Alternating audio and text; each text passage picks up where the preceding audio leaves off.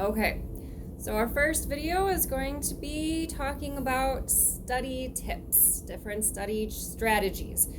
This is a very demanding program. You guys are going to be learning a lot of information, wildly, vastly new and different kind of information, and you're going to be learning it very, very rapidly. My bachelor's degree is actually in child development, in which we were taught how humans learn so that we could know how to educate little ones. You guys aren't little ones, but the strategies are the same. The way that the human brain acquires and stores information is the same across the lifespan. So, how do we study all this new information? How do we learn things? First and foremost, this is going to be a time commitment. Unfortunately, there's not a quick, easy way to do osmosis into the brain unless someone has perfect memory, but, well, then they don't need to watch this video anyway, right? So, learning new information is going to take time. You have to sit with it. You have to read the chapters. You have to listen to the lectures. You have to do the practice problems. And as I discuss more about different strategies, I'll give you more things that you can do that will also take time. Many students throughout this program do not work. I understand that has other implications and complications. But if you need resources to free up some of your time, talk to your instructors, talk to me, talk to student services, and see what can be done about getting you some financial assistance so that you have the time to study. It's going to take time, okay? It takes time to digest the information, to kind of play with it, understand it from different angles, and then to memorize it. How do we memorize information? Repetition. You have to build those neural pathways, and the way to do it is repetition, repetition, repetition. Repetition is going to be one of the number one things that I recommend that you do. So what does that look like? Well, if you want to use a metaphor here, think of this as you're building the neural pathways in your brain. You can think of it as a grassy field, okay? The way to build your path to where you've stored that information is you have to walk that path over and over and over and over again until that grass is downtrodden and now you have that path, okay? I strongly recommend read the chapters out loud. Sit down, use an app on your phone to record your voice, and read the chapter out loud and record yourself. That way, a couple of things. The second thing I'm going to get to next, but the first thing is now you're going to have that entire chapter recorded. Read through that chapter, read it out loud, read it quickly. You're not reading it for comprehension. You don't need to understand what you're saying, and trust me, as you do this, you're not going to understand what you're saying throughout this physics program, especially in different pathology. You're going to be mispronouncing words because there's going to be a whole lot of words that you don't know yet. That's fine. Just read the chapter from beginning to end as quickly as you can. Each chapter can usually be read out loud in about 30 to 60 minutes. Read it out loud, record yourself. Now you're going to have that recording, and you can replay it for yourself when you're not even necessarily really listening to it. But it's going to build that repetition. It's going to start building that pathway for you. So you can replay it for yourself while you're in the shower, while you're driving to campus, while you're mowing the lawn and you have your headphones on, okay? So record yourself reading the chapter. The other thing that's really helpful for is it gets you to sit down and just get through the chapter and to not get so overwhelmed with all that information that you don't know yet, because it's going to be overwhelming, and that's okay. Just sit down, read through that chapter, read it out loud, get through it beginning to end, read it as quickly as you can so you have a shorter recording to listen to. You're just going for the repetition, okay? Next step will be understanding, but we'll get to that. So number one, repetition, repetition, repetition. If you're instructors have recordings of their lectures. They do a WebEx, get a recording, re-watch it. You can increase the speed oftentimes in different recordings so that you play it back at 1.5 or 2 times the speed that you originally heard it at. But that repetition is going to help build that information in your brain. It's going to pile it in there, and when you go and sit down and take that test, hopefully it's just going to be in there somewhere. And maybe you're going to feel like you're going to know the answer, more of a gut feeling, but it's because you've listened to that recording 3, 4, 5 times, 1 time at least a day for that whole week prior to taking that test when you started that chapter. So now you've heard it 5 different times. Hopefully it's kind of memorized in there somewhere. Now, why do I want you to record yourself out loud? Well, because you can't really just record yourself reading it in your mind. But in addition to that, we learn through our senses. We learn through all of our senses. And if you recall in your anatomy classes and talking about the brain, we process information from our different senses literally in different places in our brain. So you can use that. The more senses that you use out of your 6 senses, which includes proprioception, vestibular senses, the more that you use those senses while you're studying, the more you're using different parts of your brain, and you're going to be putting that information in different parts of your brain. So when you go to take that test, now you can pull it from different parts of your brain. Okay, so if one part failed you, at least now you have a different part. So as you read out loud, you are going to be feeling the muscles of your face. You're going to be looking at it visually. You're going to be listening to it. So you're going to be using all those different pathways, all those different senses. Another thing to do is write, okay? Write it out, especially if it's something that's a new word. Write that word over and over and over again, 20 times. Again, repetition, but then also using your hand muscles, okay? With that, for example, one of the things that you'll need to know is that the first branch off of the subclavian arteries is the vertebrals, okay? And I just one day was like, okay, vertebral, subclavian, and I kind of made this little gang sign thing, and it's something that I showed my cohort, and we all laughed about it because it looks kind of silly, but we remember it. We all remember it, and that bit of information was on multiple tests for us, so it was very helpful to have that bit stored in there. So use your hands, use your body. If you need to learn some new anatomy, draw it out, color it out. Also, it's very helpful to try to explain what you've learned to someone else, okay? This is going to move on to another study strategy. I can't stress enough to study in groups. I do tend to be a bit more introverted and kind of like to do things on my own. However, study with other people. They're going to see things from a different perspective than you thought of, and they're going to help you with your understanding.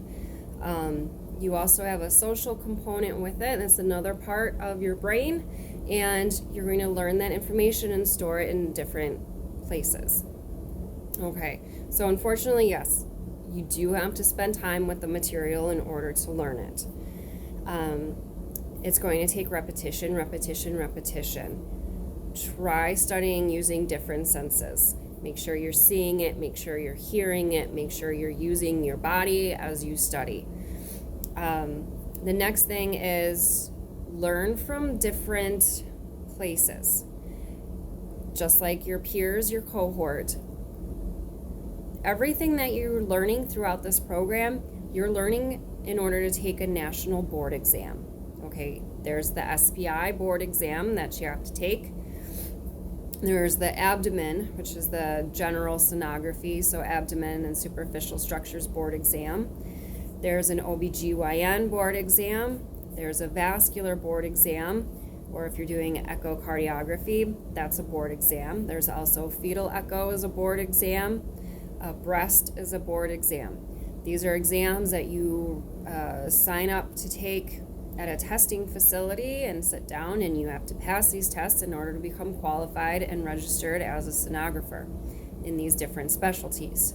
Okay, everything that you're learning in class in your one textbook, the entire nation is also studying to take.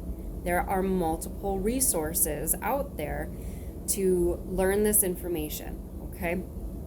Edelman is a huge resource, very helpful, especially for physics. He co-founded the company ESP. They have different study materials, including flashcards that you can buy in different conferences, or you can get study books. There's Ultrasound Registry Review. There's Davies, Gulf Coast, TMI. There's a whole bunch of different resources. SDMS has resources available online. Also, a lot of the information that you're learning in order to take those boards exams, there's also pediatric boards now. There are CMEs, continued medical education, that sonographers have to continue their education. They have to keep studying. They have to keep reading articles and showing that they're continuing their education. So there's a lot of resources available out there. There are YouTube videos. There are different tutors available online. Find different resources. A lot of them are paid. You have to pay for them, unfortunately. But if you're going to have to study for the board exam and take that board exam, which at the time that I'm recording this, in order to sit for it for each one is $250. You don't want to have to retake it and spend that money again, okay? You might as well go ahead and invest in buying those study materials. Some of the information too you'll be able to find for free. Quizlet is a really good resource, so you can try looking for physics, SPI, ARDMS in Quizlet and see if you can find some flashcards with some helpful information, okay? So using different resources, you're going to hear that same information or additional information, and you're going to hear it in a different way. It's going to make different connections in neural pathways for you. You're going to, it's going to help you better understand the material. Harmonics for me, part of it was very difficult for me to understand, and one of the SDMS videos, something about the way that they use a metaphor with a hummingbird made sense to me. It finally clicked and I got it. So use those different resources. If you don't yet have the Edelman book for physics, strongly recommend getting that. Okay, so use those different resources, collaborate with each other, share resources if you're able to legally amongst yourselves as well, okay? The other thing, in addition to those resources and specifically on topic, is sometimes it's very beneficial to go down a rabbit hole, okay? Something that you learn might spark your curiosity, and it might lead you to learn a bit more about what you're studying. That oftentimes can be helpful, because maybe you don't need to know, maybe you need to know fact A, but then you questioned about B and if that might be related, but then you learned about C. So now when you go and take that test, you know C really well because that was neat and interesting, but really all you need to know is A, but now you know A because you learned about C, whereas otherwise A would have been kind of a boring fact that would have gone in and out, okay? So take the time, venture down rabbit holes, Google stuff, YouTube stuff. You can find some really interesting information out there. Understanding terminology. The more that you can make connections in your brain and understand what you're learning, the better you're going to be able to remember it, right? That seems like common sense to me, but some of the things that you're going to be learning, you're going to learn different terms. A lot of it's medical terms, and a lot of it originates in Latin, and a lot of it means something. And if you know what that means, what that something is, it's easier to remember the concept of what it is you need to know. For example, in vascular, you're going to learn about rouleau flow. What the heck is rouleau flow? Well, what does rouleau mean?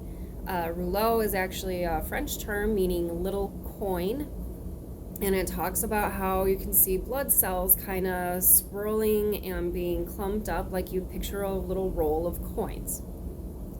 As soon as I knew what that term was in French, I now know what it means, and I'm not going to forget it, okay? I struggled with memorizing the different types of placental cord inserts in OBGYN, and because sometimes they don't insert right where they're technically supposed to, and velamentous cord insert. What the heck is that? What does that mean? I can't remember it. I keep forgetting. I have to keep looking it up. So I finally looked up what velamentous means, and it means like a veil. So, okay, velamentous cord is when the cord actually inserts into the veil-like membrane portion before it actually gets into the placenta. Now that I know what that means, the actual translation, now I know what it means and I'm not going to forget it. Okay, look it up. Get a medical terminology dictionary if you don't yet have one. It's going to help a lot, especially then once you get into pathology, and understanding that, for example, the different components of the pathological terms, if you break them down, they tell you what they are. Hint, hint. Get a medical terminology book, okay? Look up the Latin etymology of the different terms. It's going to really help you understand what you're learning, okay? The more you understand it, the more you can tie it back to what you already know, the easier it's going to go in there and stay in there, okay? So it's going to take time. It's going to take repetition. Learn it from different resources. Try to explain it to your friends. Dig deeper, learn a little bit more. Go to Fact C so that you better understand Fact A. The brain likes organization, okay? Also, our hearts. Our hearts like organization and simplification, okay? I want you to think as though before you go to take a test, you can have a 3x5 cheat card. That's it. Maybe you can have front, maybe you can have front and back, but that's what you have, okay? That's it. What do you want on that card before you go to take your test? What's the important concepts, the new things, that maybe formulas that you're going to need to know for this upcoming test? If you could have one thing with you, what would it be? Make that card and then memorize that card. So that way, once you get in to take your test, write down all that information that's on your card. Just be careful, like for board exams, you can't do dumping, but use your card that you've memorized, that you've put in your brain, and that's what's going to go on your board, and you're going to have that information, that outline there, so that when you go to take your test and you're asked a question, you don't get confused in your memory bank because you have it written out, okay? You're going to get a lot of information all at once, and when you're just trying to go from beginning to end of your notes, it's very difficult for the brain to make the connections, okay? Outline it. Simplify it. Take out all the extraneous explanation stuff that you need to know. But the stuff that's all the extra details, just make a very simple outline. Use a Word document or whatever program you like, but you know what I mean. And you use that simple outline, very simplified, and fill in 2 columns and make a small font. Okay? Look at that piece of paper over and over and over again. Have it in your pocket. Okay? After you record yourself reading that chapter out loud, the next thing you do is you're going to make your outline. This outline, one sheet of paper, maybe front and back, 2 columns, small font. Sometimes you can go all the way down to 8 font. Just make sure you can read it. You're going to look at this paper again, that repetition, over and over and over again. If you're standing at line before you check out at Walmart or wherever, you're going to look at this piece of paper and you're going to study it over and over and over again. That repetition is going to be really helpful. Before you go to bed, you're going to look at that piece of paper and review it, and you're going to listen to that chapter as you fall asleep to the sound of your voice, okay?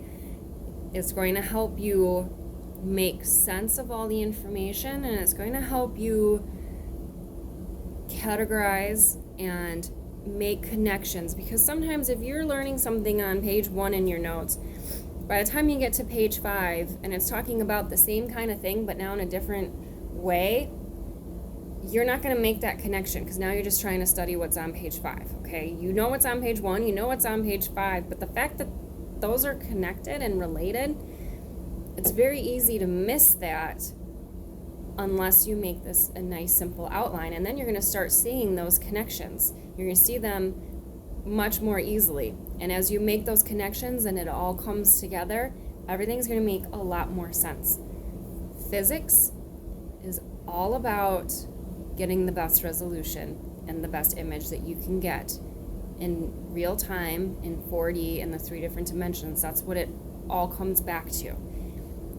And if you can just organize everything that you learn about that concept, it'll make a lot of sense. Everything starts to make a lot more sense, okay?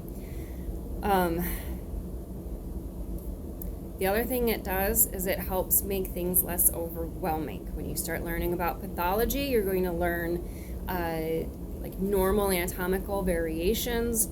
You're going to learn about different benign entities. You're going to learn about cancerous things. And it's going to seem like a lot, and it is a lot. But when you outline it and then you number each thing and you're like, oh, but really there's only 3 cancers that I need to know, and everything else is benign, and there's only 5 benign things here and then 2 more over here, so I really only need to know 7 things. There's a lot I need to know about them all, but it's really just the 7. And just have your list of pathology. And then as you know more about each pathology, you can kind of store it in your mind, but if you have that list, and then you write that list down at the beginning of your test, and then you're asked, which pathologies do you think this might be? Well, you have your list to choose from, and it's going to feel less overwhelming and less confusing and jumbled in your mind, because it'll be organized. Make an outline, make a list, number them. The brain likes counting. It loves counting. It loves knowing how many things you need to know. Whenever I go to the grocery store, I remember I need 4 things. And then I count them on each finger, and I say, okay, I need toilet paper, apples, milk, and bread. I need 4 things. These are the 4 things. Go into Walmart. Okay, what are the 4 things that I need? What is it that I need? If I remember I need 4 things and I can only remember 3, I know I'm forgetting 1, right? And then all I have to do is remember that 1 extra thing. Number things. Now, if you can get all that outline and everything's numbered and it's on 1 piece of paper and you've studied it over and over and over again, when you go to take your test, you should be able to close your eyes and you can see that whole thing right there. It's going to be very, very helpful. Okay, so that's how I recommend how to study. Like I keep saying, unfortunately, yes, it does take time. It does take sitting with it. Make sure that you understand the concepts. Now, reading through it and memorizing things as well is different than being able to answer questions about it. Okay? So, have your classmates ask you questions. Use Quizlet. Go in the back of the books that you have, and if there's questions or that workbook that come with the different textbooks, answer those questions. Make sure that you know what the answers are and why those are the correct answers, okay? If you can answer all those questions in the backs of the book, you should be pretty well ready in order to take the test, okay? One other little trick, kind of comes back to the senses, is as much as you can, study in the way that you're going to take the test. There have been numerous studies that show that if students are taught something in one classroom and then they take a test in that classroom, they do better than if they're taught something in a classroom and then have to take a test somewhere else. Oftentimes in this program, and then like for the board exams, you can't study in the room where you're going to take the test, but try to study in the way that you're going to test as much as possible. Oftentimes those are questions on a computer. Sometimes they're multiple choice, sometimes you have to write an essay. Sometimes you'll be asked, what did you think was going to be on this exam that wasn't? Or what's something interesting that you learned? Have some of those questions, the answers for those questions, a couple options even, ready before you go into the test so that you have them ready. Scent is a big thing for the brain. I talked about the 6 senses. As you study, use an essential oil that you can have on yourself or a specific scent that you can smell. Study, have that scent. When you go to take that test, use that scent. I personally like a calming scent so that I have a little bit less test anxiety. That tip helped me a lot through the program. I'm trying to think before I end this video if there's anything else specifically as far as tips and tricks. Play. That's how people learn, is we do, okay? You're going to see, I'm going to have this advice for you when you're off at clinicals. We have a very hands-on job. Physics is all about how you use your machine. It's literally saying, if you do this, then what happens? And you need to know these things, right? So that you can do your job and you can make the best images possible. Go to the machines, get on the machines, play on the machines, push buttons and see what happens. Find a phantom, scan yourself, scan a model who's consented, get on the machines and practice and play. See what happens. Until you do it and make things more concrete for you, when it's very abstract and theoretical, it's going to be much more difficult for you to understand. So those are the tips and tricks in a nutshell. Spend the time, do the repetition, study in as many different ways as you possibly can, study with your friends, outline, use numbers, use mnemonic devices. If you don't know what those are, Google them. Some of the things that we need to learn and memorize, there are mnemonic devices that already exist for them. One that you'll get to know probably is Glossy and Sad Pucker.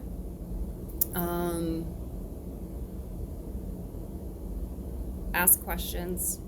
If you don't know, reach out to another classmate, reach out to your instructor, reach out to your academic coach, reach out to your mentor. And that's how I recommend how to study. Happy scanning!